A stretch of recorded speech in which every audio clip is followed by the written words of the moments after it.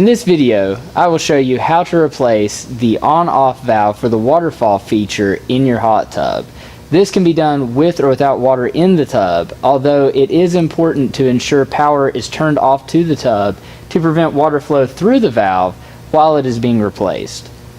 First, lift straight up on the on-off valve cap to remove it from the assembly. Next, turn the assembly ring counterclockwise to remove it. Then, lift straight up on the on-off valve to remove it from the housing. Slide the replacement on-off valve assembly into the housing and turn the assembly ring clockwise to secure it. Last, replace the on-off valve cap by putting it on top of the on-off valve assembly and pressing down.